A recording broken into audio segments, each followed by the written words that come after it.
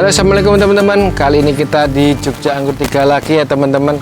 Ini progres hari ini kita pengecekan sekaligus kita akan melakukan pemupukan daun ya teman-teman. Jadi kita akan spray daun-daun ini untuk pemaksimalan pembuahan menggunakan pupuk fosfat dan kalium MKP.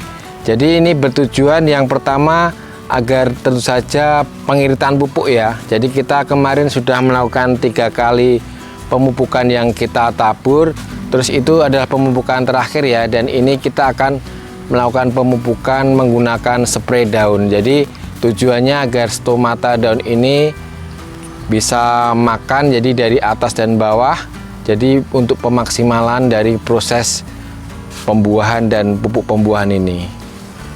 Ini aplikasi pupuknya teman-teman, kita menggunakan MKP. Kita pakainya 3 sendok untuk tabung sekitar 16 liter ya. Jadi kita lakukan penyemprotan agar bisa maksimal terserap oleh tanaman. Ini pupuknya kita pakai MKP seperti ini. Nah teman-teman, langsung aja kita aplikasikan ke pemupukan daunnya ya. Jadi teman-teman ada yang bertanya efektifnya pemupukan tuh pagi atau sore hari. Semua bisa ya teman-teman. Kalau pagi, kalau bisa batas maksimalnya itu sampai jam 9 pagi. Jadi dari sekitar jam 6 sampai jam 9 pagi. Kalau sore itu sekitar jam 3 sampai 5 sore. Nah itu waktu-waktu itu adalah waktu stomata daun membuka ya. Jadi efektif sekali untuk penyemprotan daun. Jangan melakukan penyemprotan waktu siang hari panas full ya. Misalnya jam 12 siang itu jangan.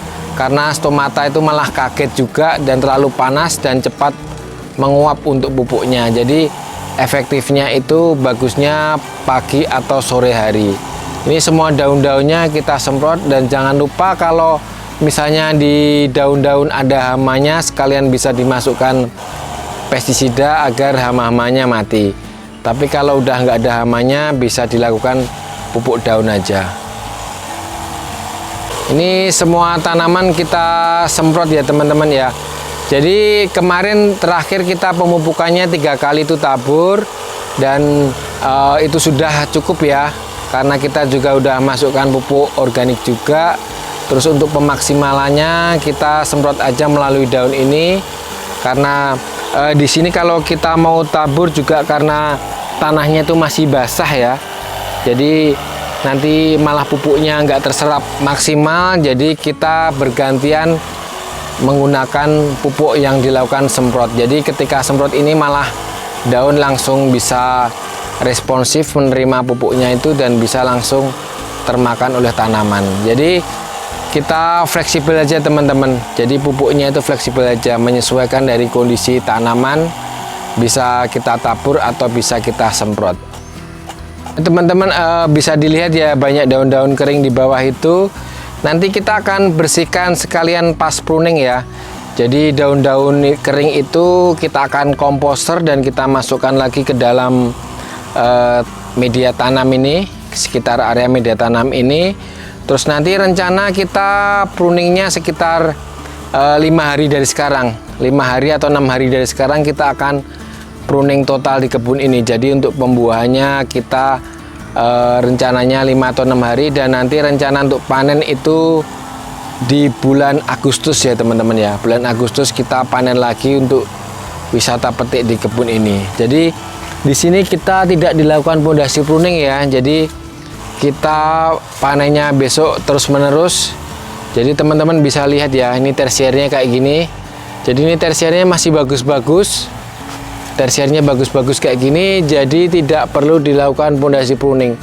Kalau tersiernya udah rusak, itu dilakukan pondasi pruning. Tapi kalau masih bagus-bagus, butnya juga kelihatan gemuk-gemuk seperti ini, itu potensial bawa buah. Jadi tidak perlu dilakukan pondasi pruning, biar kita tidak rugi di waktu dan tidak rugi di perawatan juga. Jadi menyesuaikan dari kondisi fisik tanaman ya.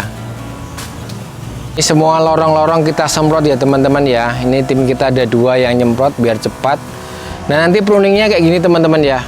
Nah misalnya kemarin kita pruningnya di sini, nanti pruningnya itu di atasnya kayak gini. Jadi pastikan kita pruning itu di ranting yang masih ada daunnya ya. Biasanya kalau di ranting yang nggak ada daunnya kayak gini. Nah, ini dia cuma keluar daun aja. Ibaratnya nutrisi itu dia cuma lewat. Nutrisi itu ibaratnya cuma lewat, dan dia itu nutrisi itu berhenti di but-but yang bagus kayak gini.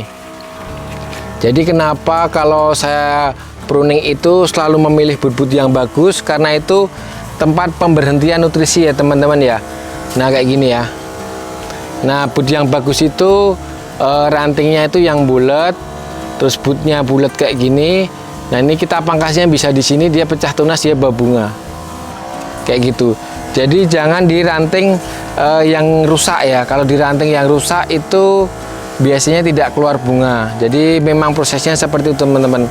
Jadi kita harus tahu pemilihan but dan ranting yang bagus agar bisa mengeluarkan bunga yang banyak. Nah ini kayak gini.